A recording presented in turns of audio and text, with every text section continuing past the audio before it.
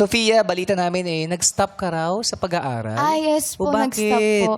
Ayoko man po kaso, ayun po, nagka-problem po ako sa financial, problem like that po, financial support. Ayun po, hanggang sa nag-work na lang po ako and then sinusuportahan ko na lang po yung family ko, all my family po. So, ikaw ang breadwinner. breadwinner. Yes po, yung mama ko. Ilan ba kayo? Ilan ang sinusuportahan mo, if you don't mind? Like, hindi naman po sa sinusumbat ko or what. Pero pag meron po kasi ako, namimigay po ako kila Lola. And then, kay Mama po, is sinusuportahan ko po siya sa apartment po, pambayad ng apartment, pangkain po sa araw-araw. Napaka-responsable. Si Lola tsaka si Mami, nabanggit mo na binibigyan mo sustento, parang si daddy mo. Simula kasi po bata po ako, iniwan po ako ni tatay ko. Sorry. Ikaw ay half Filipina and half Spanish. Lumaki po ako walang tatay.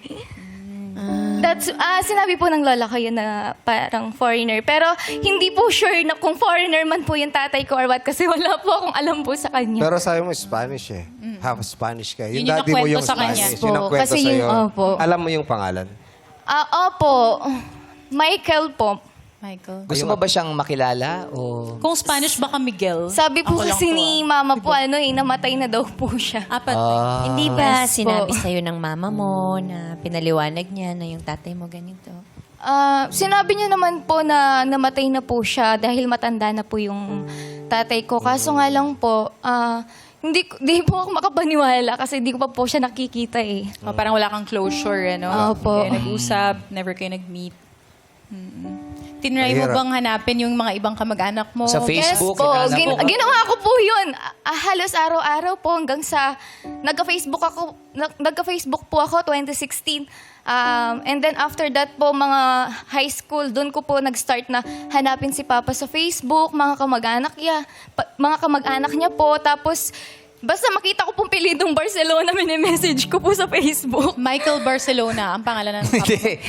Opo. Ay ba, papangalan Michael mo Barcelona taga po. Barcelona. Hindi, Michael Barcelona. Michael Yung apelido Barcelona. niya. Umalay mo, may nanonood na nakakakilala Kilala sa kay kanya Michael dati. Barcelona. Oo. Di ba? Baka pwedeng tulungan natin si Sofia. Correct. Pero sinasabi mo sa mami Mia na gusto mo siyang makilala o hinahanap. Kahit Opo. sinabi niyang wala na ang daddy mo. Opo. Kasi nakakaano po yan, tawag po doon. Sobrang sakit lang po kasi sa akin minsan na meron po silang tatay, ganun po. Siyempre, Kasi parang ako gusto po, mo mabuo laki yung po akong pagkatao. lola po eh. Si lola po yung nag-alaga sa akin. Kasi po nung bata po ako, si mama ko po, is iniwan din po ako kay lola ko po. Baby pa lang ako. So, si lola na po yung nagpalaki po sa akin hanggang po ngayon. Anong gusto mong ngayon sabihin sa lola mo? Lola, andito na ako. Ito na yung pasaway mong apo. Thank you sa pagsuporta. Hindi kasi ikaw yung tumutulong. nagkatrabaho. Oo. Nagkatrabaho Yung ka. May, pinatulong mo sa may kanila. kapatid ka bang panganay? 3 po kami magkakapatid na iba-iba po yung tatay. Oo. Magkasama kayo sa bahay. Hindi po. Si mama po, kasama niya po yung kapatid ko pong bunso, which is 7 years old po. Okay. And then po yung pangalawa po na 17 years old is nasa Cavite po ngayon. Yes po. Kasama po yung tatay niya. So ikaw sa lola lang ngayon. Yes po. Wini-wish namin na maging successful ka sa lahat ng Yes. mga ginagawa mo. Yes. Kahit na ganun yung nangyari sa'yo.